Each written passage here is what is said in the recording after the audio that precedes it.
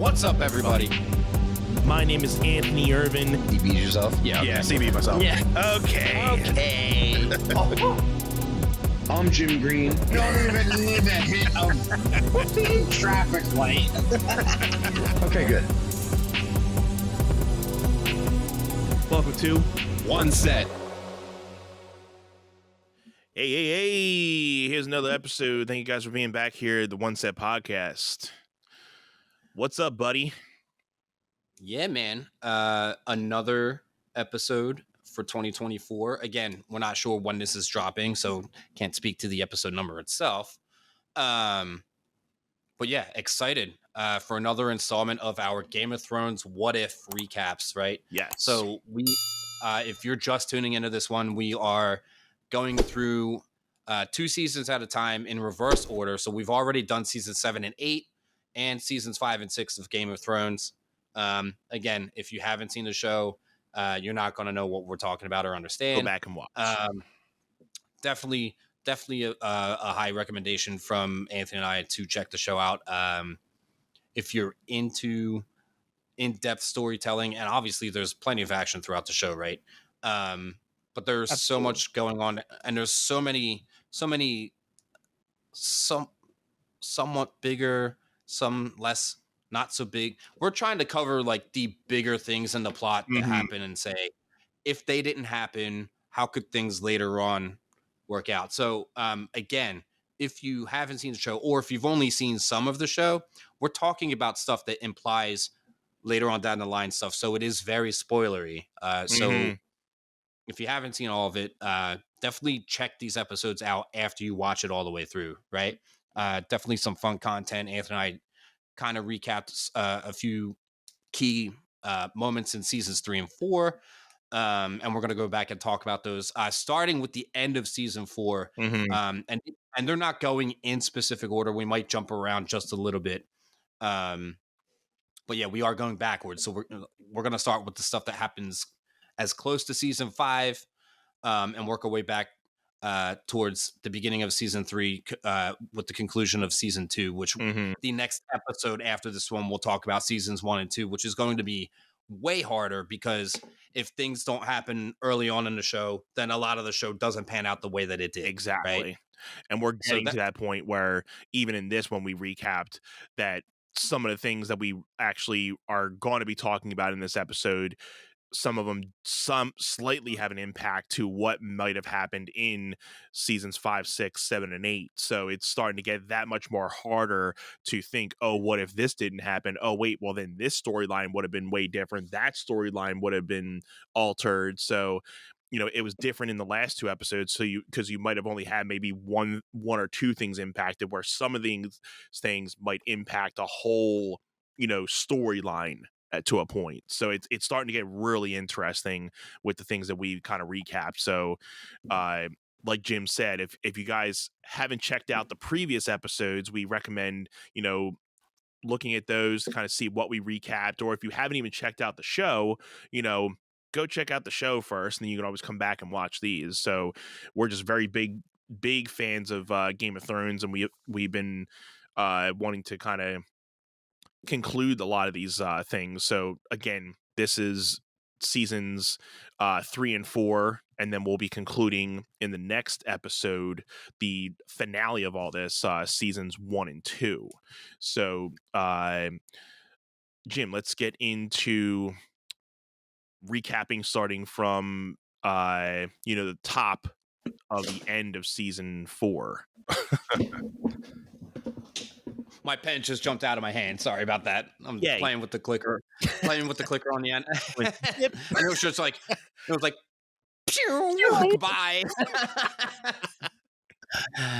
Whoopsie. Yeah. Okay. So there are, there it is. With the big one that is essential to talk about for the end of season 4. So we have Tywin Lannister killing Shay, who was like his lover, I guess. Because Tyrion, but yeah. I said Tywin. Yeah, we had Tyrion killing Shay because his father Tywin was trying to tell him to stay away from her, Yeah, and then upon Jamie helping Tyrion to escape, he discovered that she was in Tywin's bed, and I'm gonna take a and shortcut. yeah, and winds up. Well, he was looking for Tywin and went to his room to find him, Yeah, and found her in his bed and just choked her out for yeah, betraying him. yeah. So that was kind of like frowned upon. He wasn't necessarily looking for her, but he just ended up finding her in the bed, and he's like, "All right, I'm just gonna kill you right now," and then so I get a 2-for-1. So Yeah, literally. Was not expecting that to happen, Mm-mm. and then finds Tywin on the toilet, and On the he's privilege. having yeah.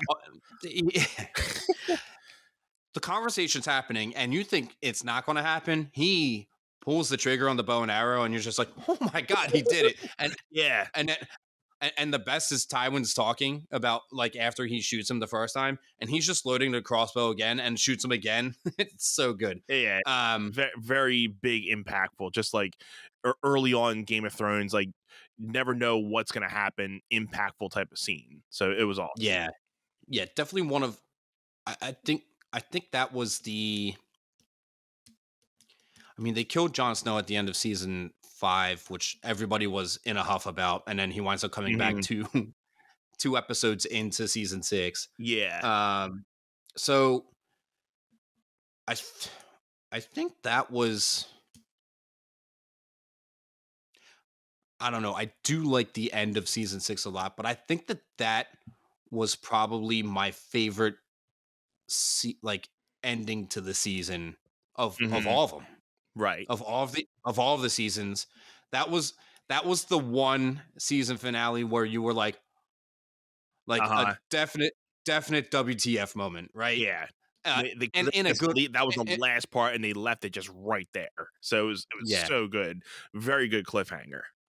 I think they show him get on a boat, and you figure he's leaving Right. Westeros, but you never know that he's going, um, and winds up landing with Daenerys over in Essos. So I mean, Yeah. Hmm.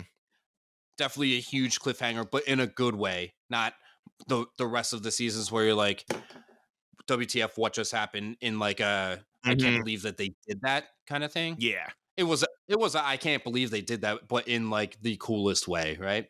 Right. Um, Absolutely.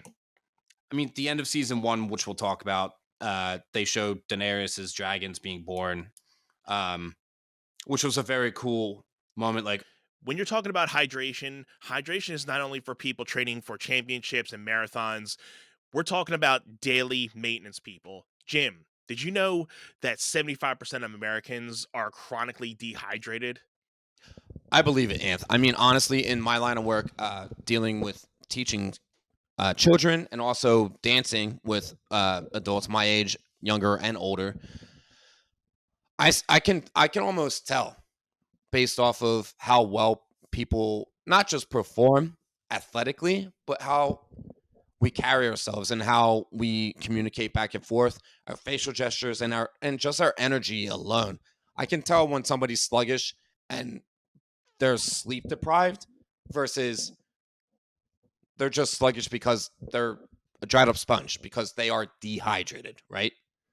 Absolutely. And for people like me who are working the 9 to 5, and, for me gigging at night, proper hydration is definitely crucial to maintain function throughout the day and keeping yourself energized. And that's why proper functional hydration is essential.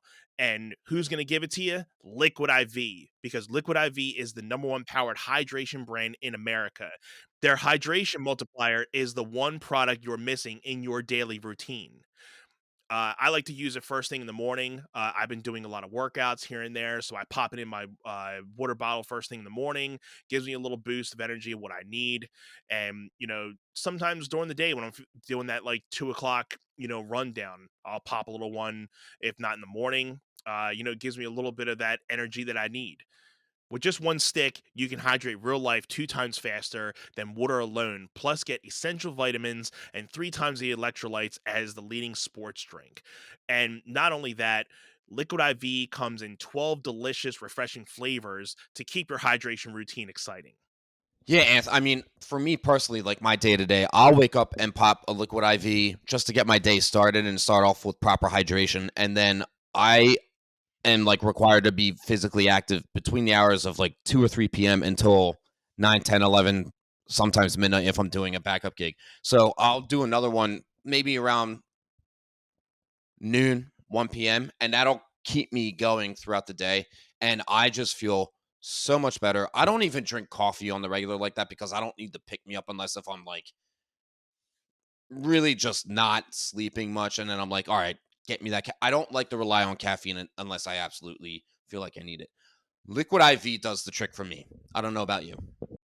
Again, one stick with Liquid IV and 16 ounces of water hydrates you 2 times faster and more efficient than water alone. It contains 5 essential vitamins with 3 times the electrolytes of the leading sports drinks, and it's made with quality ingredients, non-GMO, and free of gluten, dairy, and soy. Liquid IV believes that equitable access to clean and abundant water is the foundation of a healthier world. They partner with leading organizations to fund and foster innovative solutions that help communities protect both their water and their futures. To date, Liquid IV has donated over 39 million servings in 50 plus countries around the world. Yeah, man. Real people, real flavor, real hydrating. Get 20% off when you go to liquidiv.com and use our code 1SETPOD. That's 1SETPOD and at checkout. That's 20% off anything you order when you shop Better Hydration today using promo code 1SETPOD at liquidiv.com. Dude, I've been getting this annoying itching feeling under my armpits from the deodorants I've been trying and using, and I can't seem to find something that works for me.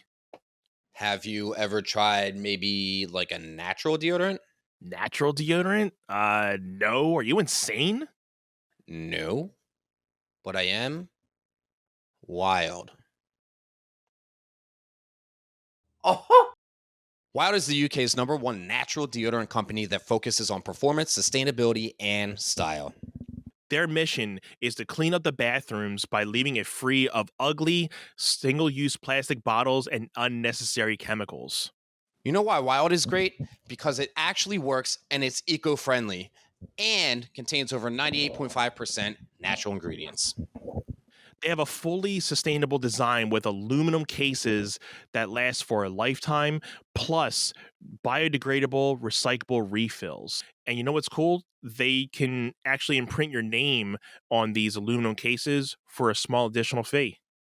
Wild is super convenient with flexible subscription options or paying as one-off purchases.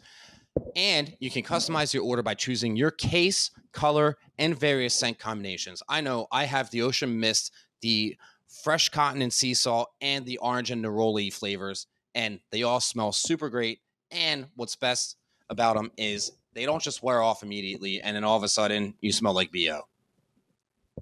Yeah, I've been rocking the sandalwood and patchouli scent right now. And again, great scent, lasts like throughout the day, that you're pretty much protected throughout the day. And I also was able to try the mint and aloe vera. Big aloe vera fan, right on point, long lasting, and you can look forward to these cases and scents in a limited edition every month. Go wild today with a special discount of 25% off your first order when you get the code 1SETPOD at checkout. Go to wearewild.com and use the code 1SETPOD at checkout and enjoy. Have you ever wanted to start your podcast but didn't know where to start? The One Set Bros are here to talk to you about Zencastr. Zencastr is the ultimate-based podcasting solution and now the all-in-one podcasting platform, making podcasting easy. They've sure made it easy for us to be able to record our podcast and our episodes every week for you guys. Once you've set up your account, you're simply one click away from recording a high-quality podcast with studio-quality sound and up to 4K video with your guests. My personal favorite feature is their multi-layered backups, which ensure our recordings are always in the highest quality, even during unstable web connections. And if you thought you needed multiple tools and services for your podcast, Zencastr's all-in-one podcasting platform allows you to create your podcast all in one place and distribute to Spotify, Apple, and other major destinations. Go to Zencastr.com/pricing and use our code OneSetPod, and you'll get 30% off your first month of any Zencastr paid plan. I want you to have the same easy experiences we do with all our podcasting and content needs. It's time to share your story. Which was a very cool moment. Like, oh, she's got dragons, but they're babies at the time. Like, you're not getting anything out of them. Not for a few seasons, right? I mean, we're gonna get to the one, which is like my fate. We'll get to it. Okay, Yeah. Stick to this. So, Jaime was helping Tyrion escape because Tyrion was put on trial for killing Joffrey, which we're gonna talk about Joffrey's death and those implications shortly. So he was under trial, and he has an epic speech. In his trial. It's so good. I've watched it a few times. It just made me love Peter Dinklage that much more as an actor. I was like, this guy just delivers so hard. Right. And the trial itself is such an epic and iconic moment, like the trial between Prince Oberyn and the Mountain. And the only what if there that I have is, what if the Mountain was actually dead and Oberyn wasn't just like dancing around, running his mouth after he stabbed the Mountain, then you think he's dead, and then he's saying all this stuff, and then the Mountain trips him and then crushes his skull. So brutal. Yeah. So brutal. I mean, so brutal. Yeah.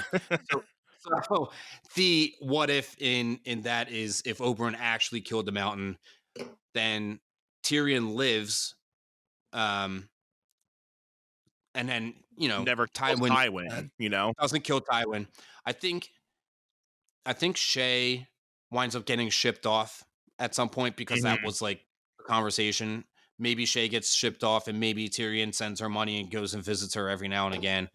I don't know how you get Tyrion to Daenerys and Essos without all of that happening and him having to flee Westeros. So it obviously heavily impacts Daenerys down the line with not having Tyrion as her hand. Right. That's big, because he came in handy to Daenerys all the way down the line. Granted, he did tell Daenerys not to, he did advise Daenerys not to go full Mad Queen and burn King's Landing to the ground. Whatever she wanted to do anyway. So I mean, he was helpful. He was helpful to her when she was in Meereen. Yeah, for sure. But the end result, if Tyrion never wound up with Daenerys would still burn King's Landing to the ground, right? Yeah, like most likely. If anything, so, he probably would have gotten there sooner and just done that sooner, instead of to the point of waiting that long, because she would have had Tyrion, advising her to be like, okay, if you want to, take over everything, you need to get all these other things in order before, where she was just ready to just go straight through everything. Yeah. So, I mean, piggybacking off that, you're absolutely right. Like, they wouldn't have stopped at Dragonstone and started planning. Yeah. Like, strategically, she would have just gone to Westeros, taken the Dothraki and the Unsullied, and we'll talk about that. We'll talk about that soon too. Yeah. I think she would have just went in guns blazing and attacked King's Landing and just taken it. And to that point, you would have never bought time for Jon Snow to show up at Dragonstone to try to convince her to mine the dragon glass. Again, we're going to talk about that in a bit. See, so many things that can kind of be altered just because of one little thing. It's great. Yeah. If Oberyn won that trial by combat, it would have changed so much of the story going forward. Okay, so let's keep with like that storyline and backtrack it to Joffrey's death, because there is one other thing, but it's a it's a much less significant thing Mhm. to an extent. So, okay, Joffrey marries Marjorie, season 4, episode 2, and um, he winds up being poisoned, Mhm. and it's it's portrayed as if Tyrion did it, especially because Joffrey was uh, demeaning and degrading Tyrion at like during the wedding ceremony, Yes. and so it makes perfect sense the way that they tell the story for everyone to believe that Tyrion is the one that did it, Mhm. right? So the only thing there is if Joffrey doesn't die, then what happens? And it's there had to be a point where Joffrey was going to die somehow, right? Mhm. I mean, he could have probably lasted way longer in the show, right?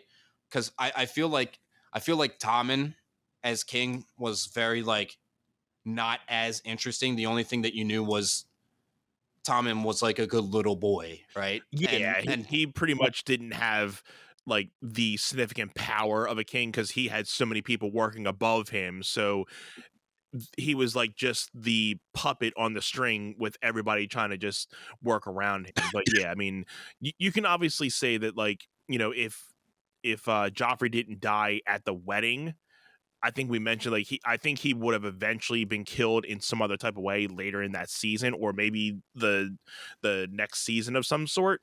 But uh yeah, I mean, you can I always mean, say like, oh well, if it obviously we know it wasn't Tyrion, we know who it was later in the other seasons, but then if Joffrey lived, then one of the things was you wouldn't have got Sansa getting out of King's Landing at that point, for one of the yeah, things. And I think that's one of the things we mentioned we can talk, if not for a little bit about, but that'd have been one thing that she would have stayed in King's Landing even longer.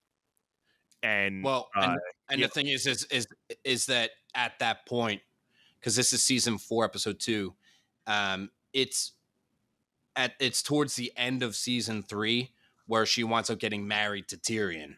So Yeah. so when Joffrey dies, Littlefinger actually snags Sansa and takes her off to the Vale, Hmm.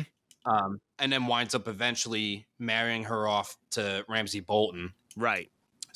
So Sansa's story arc wouldn't have moved the way that it did if she stayed in King's Landing for way longer and was just like married to Tyrion. Like Mhm. I don't know, exactly, because I often forget that Sansa and Tyrion were even married because it was literally the end of season 3, last couple episodes, and then it was 2 or 3 episodes into season 4 where she runs away from King's Landing, and then it's not even a thing. Yeah, because she was Tyr- projected to marry Marjorie's brother until, yeah, well, but then Tywin actually stopped that. She's like, all right, Tyrion, you get in there and take that away. So yeah. it's because Cersei intervenes because she has whispers. I forget if it was Littlefinger or Yeah, I forget who did it, or if I, it was Varys. it, I'm not sure. yeah, one of them got the scoop that Mhm. the Tyrells were planning to marry Sansa off to Loras Tyrell. Yeah, So and Tywin's like, not in my house. yeah, yeah, he winds up because Cersei doesn't want Sansa to be married to the Tyrells because it brings the Tyrells and the Stark houses together. Yes. Right? So instead, he marries Sansa. Well, they force the marriage of Tyrion and Sansa to bring what's left of the Starks together, and we're going to talk about that soon too, right? Yeah. So definitely a lot of plot things that happen there. Again, Sansa never leaving. I don't know what they would have done with Tyrion and Sansa being married, like Mhm. because they didn't do anything of substance with it. Just them marrying to tie the Starks to the Lannisters Yeah. and basically keep Sansa like captive to King's Landing forever, right? Right. I think she would have probably never left King's Landing at that point. They would have just No. they would have kept her there, and yeah. So the red wedding had already happened, so they wouldn't have had anything left. They didn't know where Arya Right. Stark still was, so their thought is Sansa is the last Stark. So I mean, they don't necessarily at that point need to keep her alive because everybody else is dead in that family, so they can just kind of linger her off, and then she eventually probably would have died. Yeah, I think so. Wouldn't have been mad about it either. No, yeah, just like anything, just like our previous episodes, like Jim says, she can just whoop right off. So Yeah.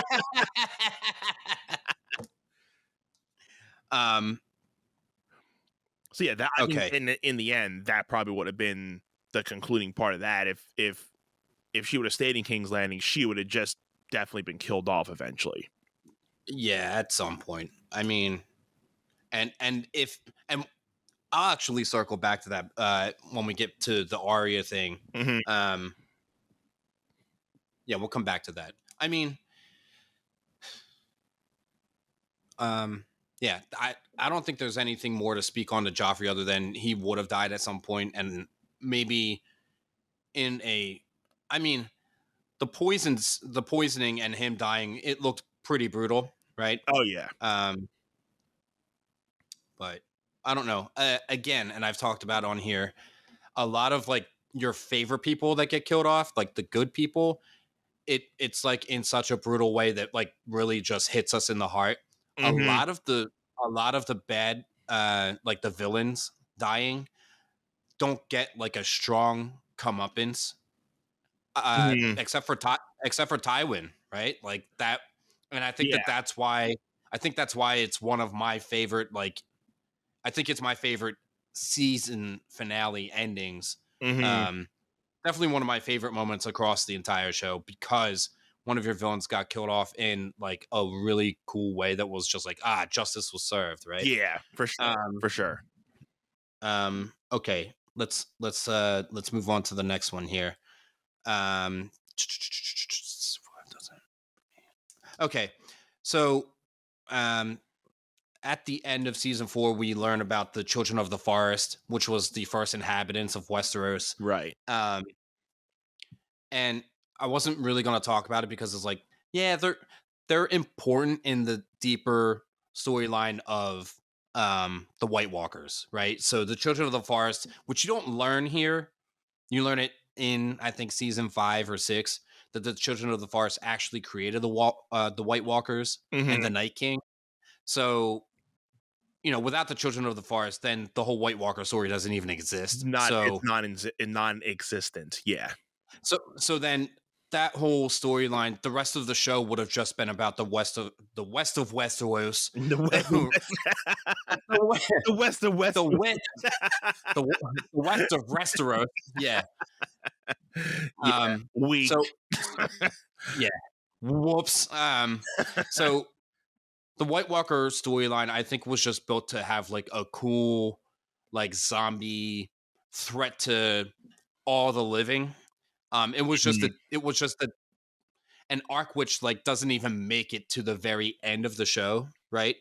I mean, it makes it to the final season, but they have, you know, way more story to tell after that, right? And we'll talk a little bit more about the White Walkers in a second, but just worth noting, you're introduced to the Children of the Forest here. The one actually winds up helping save Bran from the White Walkers. Yeah.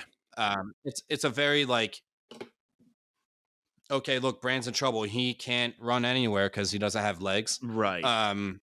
It's just one but of the things that from the show that I wish they would have put more effort into. But again, Yeah. they would have needed another season or two if they were to do that. So I don't think they gave enough substance to the Children of the Forest and the development of the White Walkers.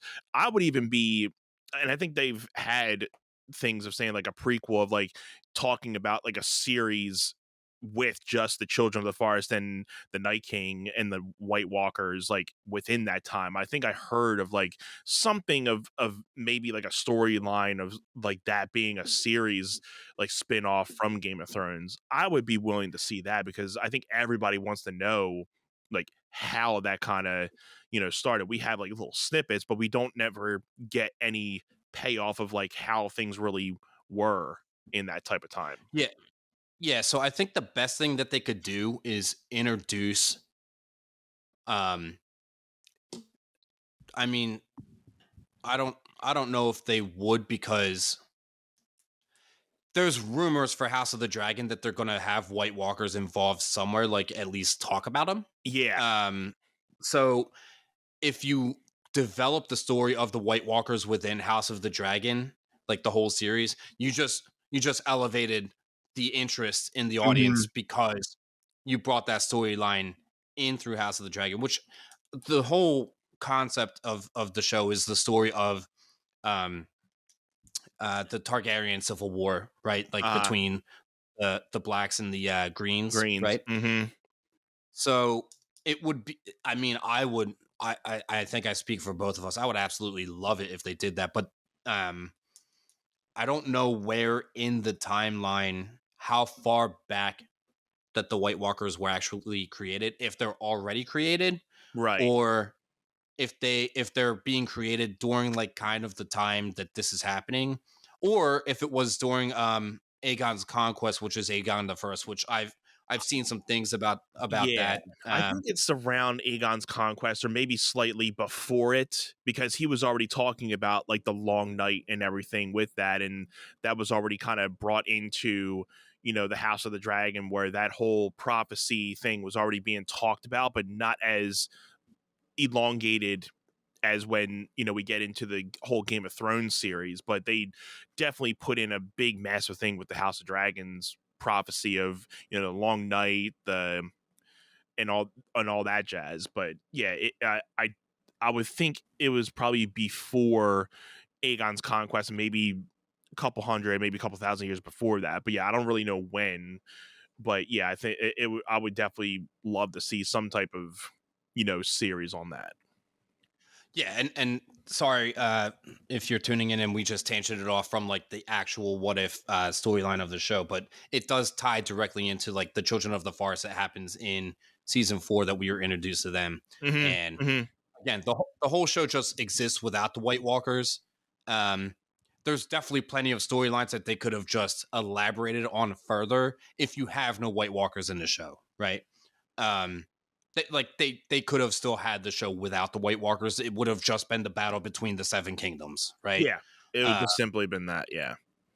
Yeah, which is fine. The show could have lived without them. It was just an extra dynamic that made the show a little bit more interesting. Okay, two more things for season 4. The one being, you know what? I should do this one next because it ties directly into the White Walkers, right? So, Sam discovers Dragonglass and gets attacked. Him and Gilly are have a White Walker approaching them, and he winds up going and stabbing it in the back with the Dragonglass, and then that's like the discovery that is what kills the White Walkers. You don't learn about the Valyrian Steel until season 5, where Jon Snow crashes, like actually slices through the one, and he explodes into 1,000 pieces, which is again another like favorite awesome moment scene of mine, which we talked about that in the last episode.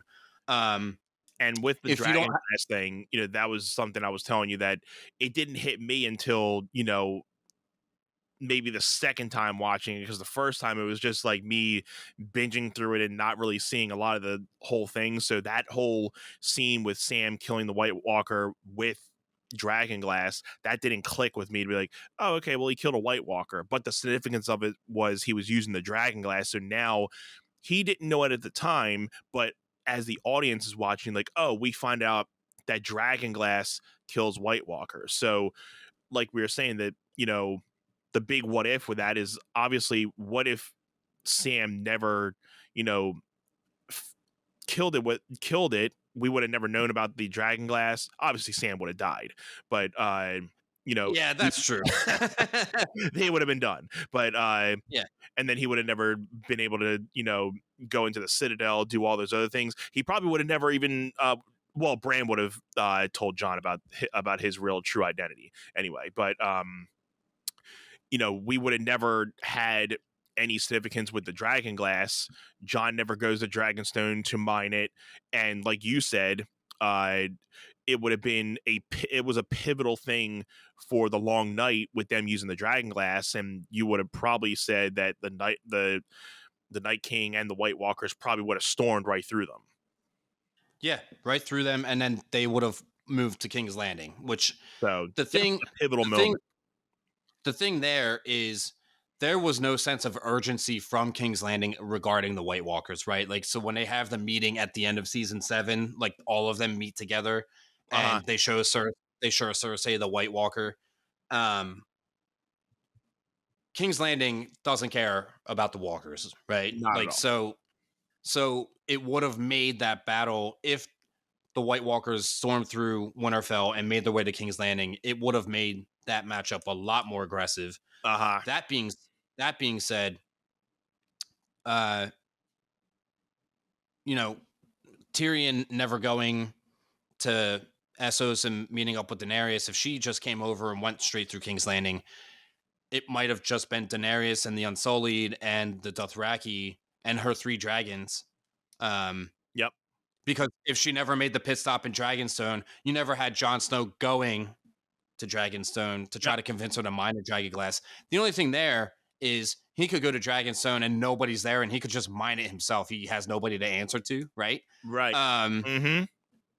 He could have, right? But he wouldn't have done that if Sam didn't discover that the dragon glass killed the White Walkers. So that's a huge moment that you don't realize early on in the show that plays into the picture. Because if they only had the if they only had the Valyrian steel to go off, killing the Walkers and the dragons, no, wasn't going to happen. I mean, not for nothing though. Arya does, and this is good. Arya does kill the Night King with the Valyrian dagger.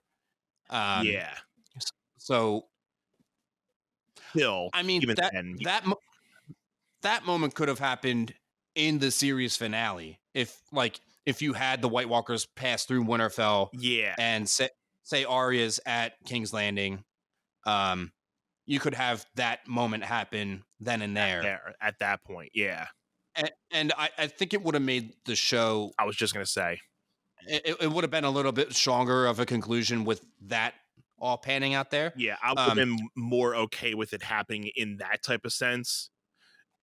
Than the way that it did. I'm still okay with the way that it did, but I think it would have been more impactful, if, they went through, they're in King's Landing, and, it's at that final moment of the last episode of the series, and you get that Arya Night King moment, and she just kills him, and then it's like, everything kind of is like solved from there.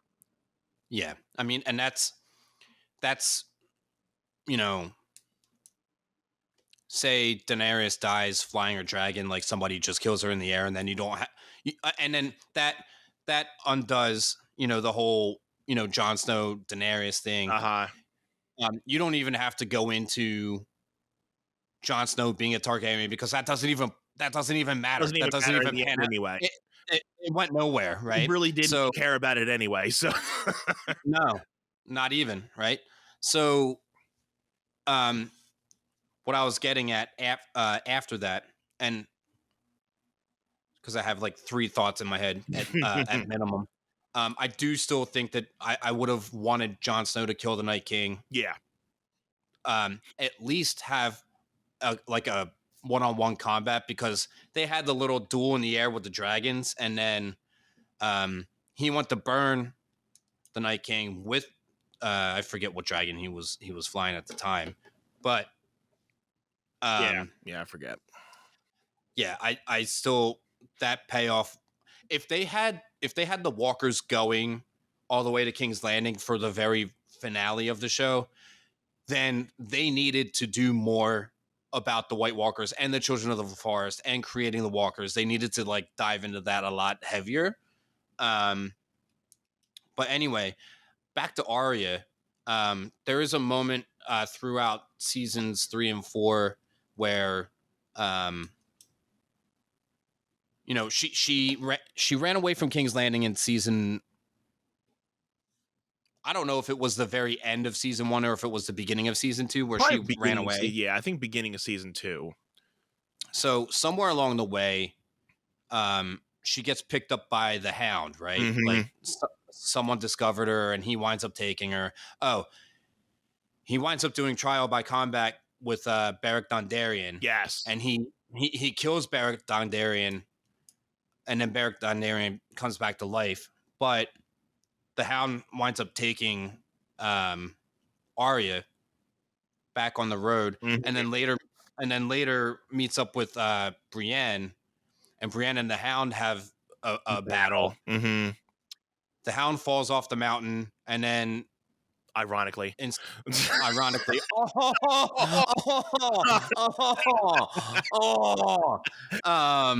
that's good. I never thought of it that way. That's good.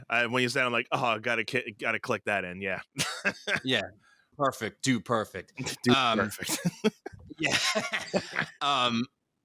So instead of Brienne just killing the mountain, because he's on the ground, he looks like he's gonna die. Instead of her putting him out of his misery, Brienne just takes Arya, or Arya escapes there and goes to Braavos. She doesn't wind up staying with Brienne. I don't think she ever winds up with her. I think Arya runs off during the battle. Yeah. Yeah, because they started fighting. Then I think Arya finds the Hound at the edge of the mountain, pretty much, defeated. And, I think she steals the gold off of him, and then she walks off, and then you hear him saying, like, kill me, kill me. So, but it's like, the what if that we were talking about is, obviously, what if the Hound ended up defeating Brienne?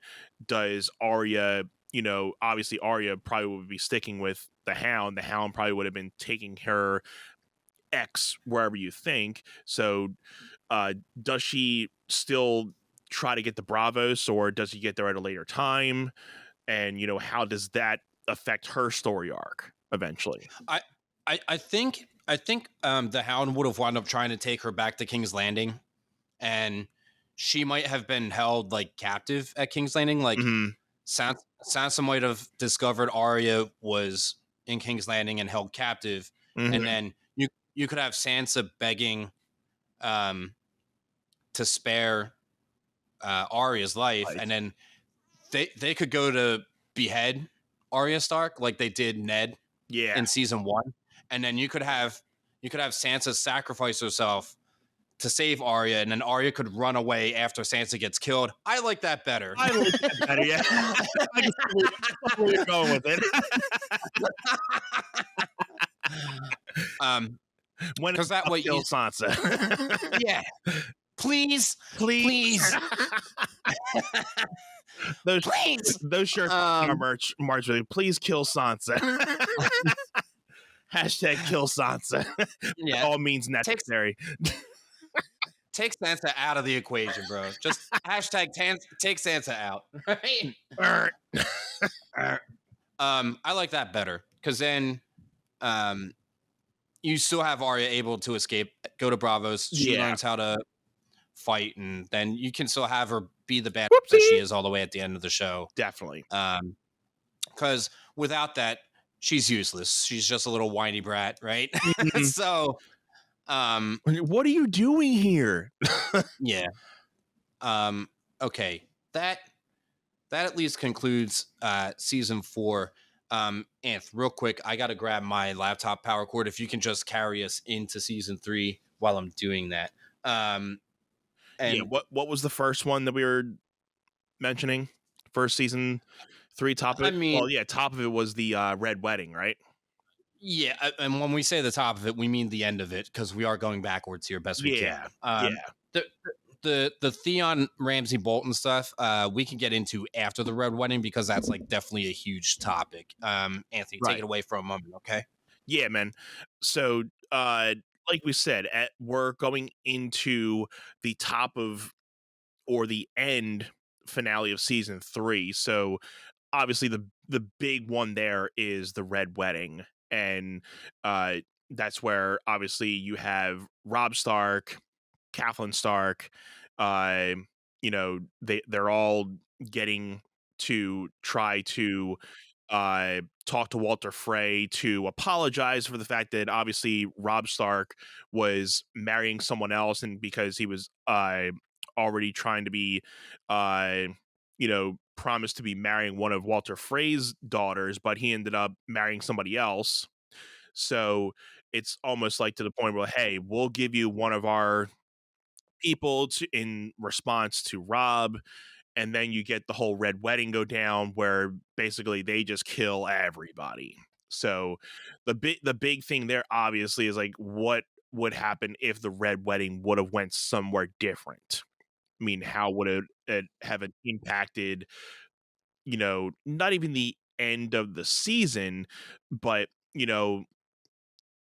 how would that have changed some of the impact? Because if Robb Stark doesn't die, if Walter Frey doesn't basically kill Catelyn Stark, Robb Stark, and it was Eddard Stark that they were marrying.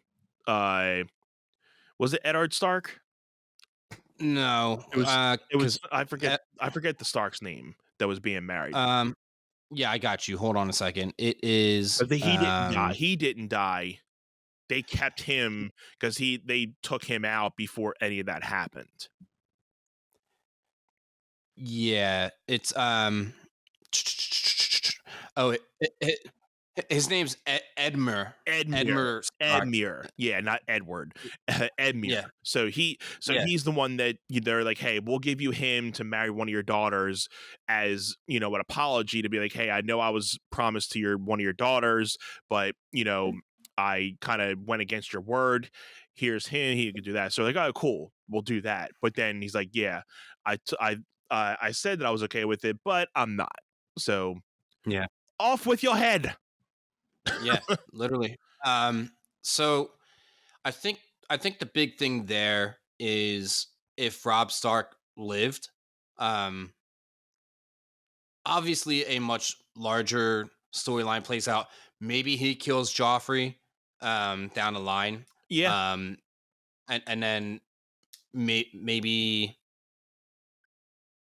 I don't know. Maybe Jaime Lannister kills Robb Stark in the end. Not in the end, but down the line. Yeah. I don't think Robb Stark would have had a longer piece in the series. I think he would have been ended in season 4 anyway. I think. Yeah. So I can definitely see him either killing, being the one involved in Joffrey's death, though. I can definitely see probably something of that happening, maybe. Yeah. I mean, yeah, you could have Tywin kill him off, or you could have I don't know who else is of importance in the Lannisters other than Jaime. I don't think because Tyrion's not a murderer like that other than with Shay, but or his dad. Yeah, it's kind of just been out of spite. Not like he's someone that kind of goes out and tries to kill people. It's just more out of spite. Like, oh, okay, well, this just happened. Sure. Yeah, I don't know. I was good with Catelyn Stark dying off because she annoyed the hell out of me half the time too. But I think for the sake of Sansa's story arc, which in the moments where I kind of was okay with her, you do feel bad for her because she had to watch her father be beheaded, and then you have to learn, or Arya's out. You don't know if she's alive. You don't know anything about Bran. So for Robb and Catelyn Stark to be murdered, she's like, my family's gone. I have nobody. Right. Right. And she didn't care about Jon. She didn't really like him. So even though she knew, the only thing that she knew about him was he was going to Castle Black. So he was pretty much abandoned at that point anyway. But she didn't really have much really to want to do with him until they eventually obviously got back together in the later seasons. But yeah, I mean, she just pretty much found out that her whole family just got washed out within a matter of probably months. Yeah, I think the cool thing with the Red Wedding is you have Arya kill Walder Frey to open up season 7, which was Great. really well done. Was really cool. Yeah. One of the only times where she actually uses the faces to do Yeah. the thing, right? Right. Which we wind up not seeing any more of that No. throughout the rest of the show. Sansa finds the masks like when they're both reunited in Winterfell in season 7. This is like before they do the trial that's supposed to be for Arya but winds up being for Littlefinger, right? So Sansa finds the faces in Arya's bag, but like other than that, they could have used that in many different ways. I wish I they would still use it to the advantage a lot more. Yeah. I would have liked, I know I said this before, I would have liked Arya to kill Cersei in the end, and for at that point Jon Snow would have killed the Night King if it went to that length. Absolutely. But and that's under the pretense that Daenerys goes to King's Landing and the whole love story between Jon and Daenerys never happens. Then you don't have Jon Snow killing Daenerys to save the realm, right? Yeah. So yeah, I mean, it all could have panned out way different, right? I mean, again, if Oberyn won trial by combat, Tyrion not going to Essos with Daenerys, she could have just came over and started firing on all cylinders. And then so yeah, I mean, to that, the Red Wedding not happening, like I just think like Robb and Catelyn Stark don't have much more significance into the show. Like you were saying, they would have died. He would have died shortly thereafter. You could have kept her around, and she could have been annoying a little longer. But otherwise, just get her off my screen, right? Yeah, I don't think it would have made a big impact in the rest of the series, but I think a couple things probably would have changed with season 4. Maybe not like a big impact, but I can probably, like I was saying earlier, I can see Robb Stark maybe, getting in the way of Jaime Lannister and Joffrey, if not him being the one killing Joffrey. I can see, the rest of, because he was already at the point where his army was dwindling down anyway. So he didn't have much to really go for at that point anyway. So he would have eventually died off. So that's why I feel like he wouldn't have been there for much longer after that anyway. Yeah, I think the only thing you could have done is if, like, say Talisa was who Robb Stark married, right? She was pregnant, right? So say she's pregnant and they're around long enough so that she has the baby, and she's carrying the baby, and they go for an attack on King's Landing, and have Joffrey kill Robb Stark's baby, like living baby. Yeah. And then you have Robb Stark like just totally massacre Joffrey, and then just have the Mountain come in and kill Robb Stark, and then you could have done that, right? But then again, you don't have like Lady Onella being the one that poisons Joffrey, which was so big at like towards the end of the show. That was one of the things that they they held on to that for 3 seasons. Yeah. I mean, you not knowing who killed Joffrey for 3 seasons was just like such a big reveal. Yeah. So which I think they kind of gave little hints and stuff from Lady Olenna, like little snippets after like the 1 or 2 of the episodes, but you never got a full, write off from it until that moment when she was talking to Jaime. Yeah. Okay. Let's move on from the Red Wedding. Obviously, a very big moment. It is. I think Cheyenne's least favorite moment. I remember when she watched it through the first time, she literally almost had a panic attack, and she was like, "We need to leave. We need to go somewhere because I'm not okay." Right? She was like, it was literally like, "I'm not watching Game of Thrones for a couple of days," and I was like, "Oh, come on, you have to." She's like, "I'm not okay with this," because she loves Robb Stark. I mean, he's like that type of character that you can kind of get behind, and knowing that how the way that he just kind of was written off, you're like, wow. I mean, he was going up so much and then just shot off. Yeah. Okay. Let me see here. Yeah, I mean that. Sorry about that. I just looking back over my notes. Mhm. My pen. Um, so much of my notes that I wrote were for season 4, which is totally okay. So for season 3, the Red Wedding was the big one. Yeah. So the next one that I wanted to get to is how Daenerys acquires the Unsullied army. Yeah. It's so good. She makes the deal with the guy. I forget his name. Yeah, I've heard that. He was speaking in High Valerian, Mhm. and and That whole he scene is just, like, so good.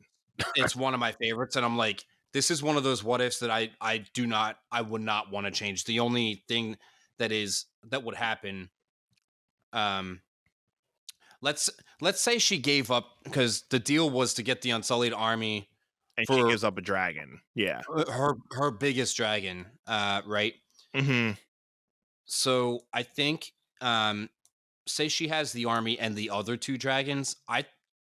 The only thing I could see happening is say, um, that dragon gets bigger and just kills that guy on its own, Right, and 'cause he would've and then been able to train that thing anyway. and then Drogon would have wound up reconnecting with Daenerys anyway, Right. right? Um, so the whole twist there was, Missandei was the translator, Mhm. for the guy. Um, I guess he understood English because Daenerys would speak, and he would just speak the High Valyrian, and Missandei would interpret Would it interpret it, yeah. and say it back, not word for word, not like so condescending, to Daenerys, Yeah. and then she speaks to the Unsullied in the High Valyrian, and they all listen to her, and Mhm. then he's like, Wait, you speak that? He's like, "Yeah." Wait, you speak that? And she's like, yeah, I'm Daenerys Stormborn, born of, Valerian descent. And Yeah. Her mother spoke, like, the old Valyrian tongue and everything, so yeah, yeah, and so Jorah Mormont just looks over at her and he's like, ding, ding. I got the whoopsie. Yeah. But, yeah, the fact that um, sh like, even, like, how he was saying and how Missandei was kinda interpreting it, but not saying it word for word, but knowing that Daenerys knew everything that dude was saying no matter what, was just, like, cool so cool, the fact that, she was keeping calm the whole time, and she's like, "I'm playing you like a fiddle right now anyway," so that's why she's like, yeah, I'm gonna give you my best dragon, but no offense, you ain't getting that. So I mean, she had them right where she wanted hit them anyway. So it was and just it like epic scene. and it and it is the iconic like first Dracarys that led to like Yes. such huge, And that you know, shot with her and the flames running in the back, that was awesome. so good, So good. so well done, Great. so well I done. would say probably has to be in the top 10 best shots, like a little scene shot of the whole series. Yeah, and I mean, like with that, because I love that moment. But if we're talking about shots itself, like camera wise, Mhm. it's the series finale where she's walking out, and then you see Drogon's wings coming up behind her. Oh, That's yeah, such yeah, a yeah, good yeah. Oh, shot. that's good too. That's such a good shot. But I mean, Definitely. Yeah.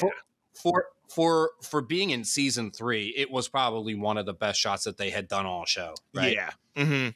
and and really it's just Daenerys with a green screen behind her, right? Oh, yeah. It's literally just her standing there and just the effects that they do behind her. It's just so Right. good. um Oh, yeah. Yeah, definitely. Yeah, def- I would agree. I don't change anything about that. It's just honorable mention the fact that we wouldn't change any of that. Just keep it the way it is. No what ifs. Just, hey, that's what it has to be. Awesome. yeah, leave it. Okay, so we have um Theon Greyjoy, right? So this is the next one because he winds up uh heading back. Let me see, because he winds up taking King's Landing, and I think that this or not King's Landing, Winterfell, Winterfell. but I'm pretty sure that's towards the end of season 2. So we'll talk more about that. If I'm wrong, we can address that a little bit further in the next episode. I think it was somewhere in season 2. Yeah. Yeah, because he winds up he winds up getting basically someone else comes in and takes over Winterfell, and he doesn't know who it is. It's the Bolton army. You find out, right? Right. And I think some of the guys that he was with, I think they probably had been told from the Bolton army, and they just, went behind Theon's back. Well, yeah, and this was because they projected it that Theon killed Bran Stark and Rickon Stark, because they show him dangling the charred bodies over the wall. And I think that he started losing followers because they were like, you shouldn't have killed them and burned them alive. You should have just maybe held them captive, kind of thing. Right? Yeah. Right.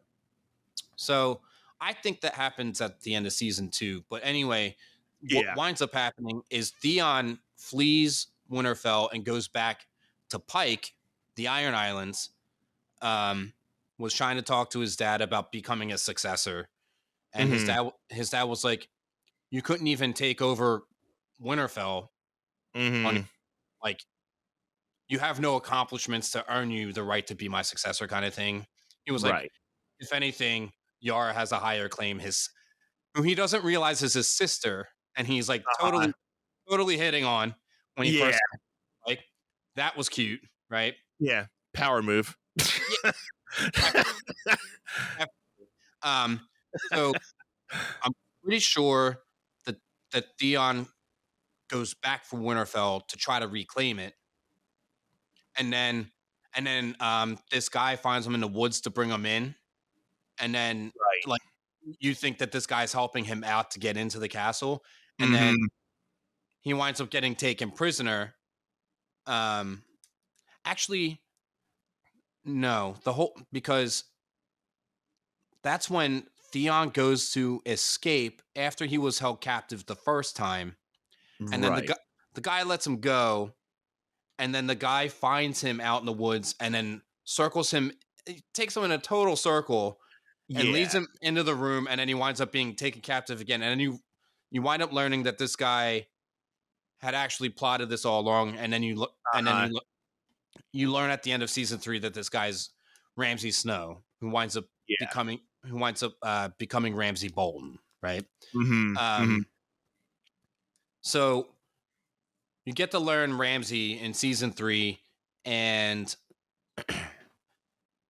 I guess that would mean that Sansa doesn't wind up getting married off to Ramsay until season 5, because when we were doing the recaps, that stuff wasn't in there. So, I mean, that wasn't even a thing at that point. Yeah, the only thing that you could do as a what if there is if Ramsay never came through to take over Winterfell and you just had Theon stay there. I mean, you could have elevated Theon, but the way that they were building Theon's character was he was just a very slimy but no balls kind of leader. Yeah, right? Nobody really took him serious. Yeah, so he had a lot of talk but didn't walk the walk in a way. Like they knew he was full of whoopsie. So when he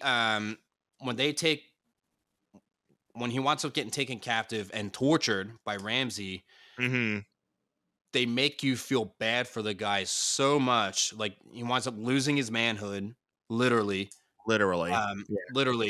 and then it winds up going down to the battle at Winterfell, where he's standing next to Bran Stark, and Bran just looks up at him and says, "You're a good man, Theon." Like, because Bran at that time had already seen what Theon had gone through.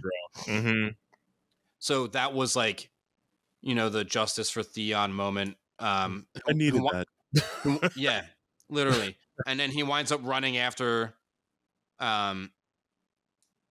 he winds up running after the Night King with the spear, and then they wind up stabbing him, and then he's dead, and then you feel awful for him, but you're happy that like He at least you're had some type of a good ending to him. yeah. I mean, he had a really twisted story arc for sure, one of the worst on the show. Yeah, for sure. In that like you just couldn't stand the guy, and then you feel so bad for him. And then he tries to man up at the end, right? Yeah, he goes to see Jon and Dragonstone, and Jon's like, the only reason I'm not killing you is because of what you did for Sansa, because he helped Sansa escape Ramsay, right? So, like, I can get behind that. Yeah, yeah, that gave Theon or Reek some like brownie points there. And you always knew, like, even though he got out of the Ramsay Snow situation and the whole Reek thing, but he never really got loose from that whole Reek thing. Like, you always saw him kind of having that twisted, tone to like, oh, like he might be going back to his old ways. Because it always, like, whenever somebody's like trying to tell him to like do something or do this, like, because Yura was trying to, say like, hey, just have a drink, do this, like, man up, but he was so broken down that he's like, you have no clue what I went through, and like it just doesn't turn off like that. he was traumatized to the point that he had like mental disorder from it, right? Like he just he was just never the same after never that. The same. No. Right. So I think that if he went off on a different angle, you just don't care about him. Like he winds up dying somewhere along the way, and you're like, okay, he's gone, he's out. Like a lot of people in the show where they die, and you're like, okay, they're gone. Like whatever. Yeah. Like I don't think he would have made it as far into the show if so. No, not even. So definitely well written, and again, you can say what if, but I wouldn't change a thing about it. I'd leave it alone. So the last thing that's pretty big, Robb Stark goes to battle with the Starks battle the Lannisters at some point early in season 3, and Catelyn was like giving Robb a lot of heat, like, why would you do this? And they wind up getting Jaime Lannister and holding him captive for a while. Yeah. And then Jaime winds up escaping, and then he winds up escaping, and then they wind up getting him. He was not like 10 miles from their camp, and they wind up grabbing him and bringing him back. I'm pretty sure is what happened. Yeah. Yeah, because they had him in like the dog cages, and it was one of his nephews or something that was in there with him, and he killed his nephew, and that's how he escaped, because he got the guard, he killed the guard, and then he got like yards away or something within that, and then they captured him, brought him back like within that morning. Yeah, so Robb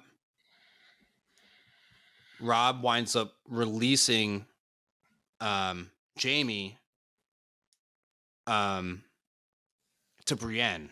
So Brienne is taking Jaime back to King's Landing, as I think it was supposed to be an exchange to get Sansa back. Like I'm pretty sure I'm pretty sure that was the move. Catelyn Stark hated the fact that they were giving up Jaime, and Robb was just like, if you ever want to see Sansa again, this is like our only shot. The right? only way. Yeah. Because they're just not going to give her up willingly. This is probably one of the best shots you can get to, at least see Sansa. So it's like I said, one of those tough decisions that you have to make, because you probably have all the power with having Jaime as your hostage, but they don't need Sansa, because they don't have Arya, so they can easily just make way with Sansa and just be like, yeah, whatever. So they want her to come back. So like, hey, we'll just make the decision. We'll give you Jaime for Sansa. Right. But in that way, a lot of things didn't really go as planned. Right. So to which Brienne is taking Jaime back to King's Landing, and they wind up like dueling on the bridge, and then they wind up getting captured by these guys, and I can't remember their names honestly, because you kind of see this guy a few times, and then he winds up he winds up he winds up getting killed off towards the end of the season anyway. But this guy, you know, they capture Jamie and Brienne, and then they wind up setting up somewhere for the night and tying up Jamie to a tree, and then the guys are taking Brienne off to do not great things to her. Great things, yeah. And then you know, it winds up she winds up coming back, and I guess she was okay or whatever. And I think Jamie was trying to, you know, what do you say, persuade the guy to leave her be. Yeah. So for like the price for that wound up being that they wind up chopping Jamie's hand off, which is he was known as such a great swordsman that you know, chopping off his hand was definitely a huge like WTF moment, because that's at the end of the one episode, and then at the beginning of the next episode they just show him walking with his hand dangling on a string. It's just like yeah. Yeah, I was just thinking that too. Like they had it around his shoulder, and it's just like kind of dangling as he's walking. But yeah, that's like you said, it's because he was a great swordsman, and he's like, "Hey, chop!" Like now you're not as great of a swordsman as you think you are now. Yeah, and I mean, and he had to relearn how to hold a sword with his other hand. Yeah, and so once Jamie gets back to King's Landing, that's when they introduce oh shoot, Saran. No, what was his name? Qui-Gar? Nah, are you talking about Tyrion's left-hand guy? No. You're thinking of Bronn. Yeah, Sir Bronn. No. Yeah. Oh shoot. No, I just, because this is going to bother me. Sorry, everyone, for holding yous up, but I'm trying to think who the other person you're talking about. His name starts with a Q. I know that. Oh, Clyburn? Yeah, something like that. Yeah, he's the guy that winds up bringing the mountain back, and then you have Zombie Mountain. That's when they introduce him, and he's the guy who actually fixes up Jamie's stump wrist, because his hand was cut off and infected, and the guy's telling Jamie, like, I'm gonna give you some of this, like, it's like heavy drugs, and Jamie's like, no, none of it. Just do it. And the guy's like, you will scream, and he's like, then I'll scream. And then he's just screaming in pain because of they're trying to kill the infection off to save him, right, before it goes into his body and then it just kills him, right? Because no offense, back in that day, that's the only way you cure an amputee. You have to you need to cut off the tissue and use disinfect. Use heat to really heal up the wound. And if you're doing that with no ways of medication, you're just reeking in agony at that point. Yeah. To put it lightly. Yeah. Oh, man. It's crazy the things that those people went through back then, just knowing that that's the way of medical treatment back then. You just, even when Robb Stark met his future wife at the time, she was just cutting off a dude's leg with just a regular bone saw, and that's just the way that they did the back then. And again, you're just biting on something, and you're just watching somebody cut your damn leg off. So crazy to think how far modern medicine has come, right? Dude, I mean, okay, so if you say the what if thing here, it's say Jamie never gets captured, then he never loses his hand. the only thing there is if Jamie never loses his hand, you would see him in so many more combats throughout the show, Absolutely. right? And I Right. think that was something that really messed up his mental state too. Oh, Just 100%. just like Theon, his Well, mental state was never the same after that. well, not so literally as with Reek or Theon, Right. but the one thing that Jamie was really well known for was just ripped out right from under him. I mean, you cut the guy's manhood Right. off, metaphorically speaking, right? Right. So I just think that you see, because the only like really good showdown that you see from Jamie is the one with him and Ned Stark. I was thinking Ned Stark in, too. Yeah. in the courtyard. That's season 1, obviously, because there's no Ned Mhm. Stark after season 1. So Right. we'll talk about that. In the concluding episode, yeah. Yeah, because there's plenty of what ifs that are going to ride throughout there that are just going to just drive us absolutely bonkers. We thought Yeah, this was going to be a good idea, and this is like not. This is pretty tough. I mean, we knew it coming in, but even this episode, like we got to some parts where we're like, oh, this like changes so much in the rest of the film, and Yeah. that was cool. So I'm looking forward to concluding the rest of this up, because 1 and 2 have a lot of stuff too, and it's going to be fun to break that down into a lot of the moments and see what type of what ifs and what is going to come of the show, what if something were to change in those things. yeah, and I mean, it's obviously going to be like the whole show doesn't really unfold like hardly at all in the way that it did a lot of the time, right? Yeah. I mean, excuse me. Definitely a couple of those moments here where like I think that the trial by combat with Oberyn and the Mountain, like if that had gone the other way, would change the complexity of the show a lot, right? I think that was one of our biggest things that we talked about. Yeah, that I think that we found that it could change a lot of things within those concluding episodes. Like if that would have went a different way, so many things would have changed. Yeah, I mean, even like the big moments like Joffrey's death and the Red Wedding happening, we were like, okay, even without them, we don't see Joffrey. I mean, he could have lasted another season or two, and then right, other things could have happened along the way that like I don't think it would have had the impact on the end of the show entirely. Mm-hmm. And the same thing with the Red Wedding. Like if Robb Stark made it a little bit longer, I don't think it would have changed much of the end of the show entirely. No. But the definitely the Mountain and Prince Oberyn trial by combat, if that went a different way and Oberyn won, I think it changes the show a lot. Just a lot. I think that that's a good place to like call the end of the episode if you're cool with that.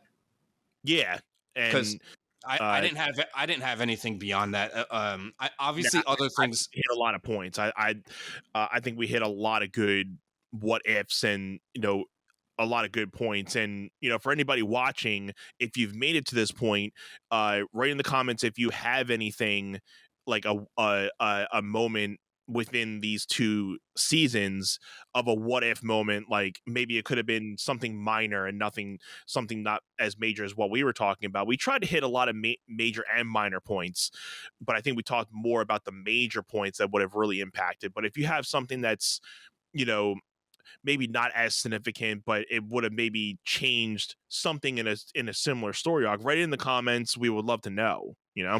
I think the one thing that we didn't touch on, and it's only because I don't talk about Stannis Baratheon a lot, just because I didn't care for him and his character arc a lot. Mm-hmm.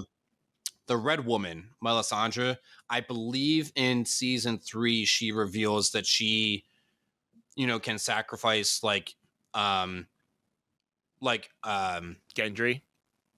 Oh shoot!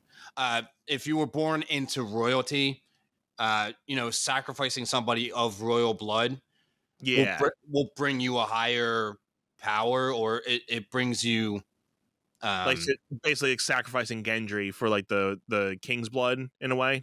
Yeah. So, without that, right? You wouldn't have people getting burned at the stake. You wouldn't have never had Stannis' daughter getting burned at the stake, which I said is my least favorite moment on the show entirely. Yeah.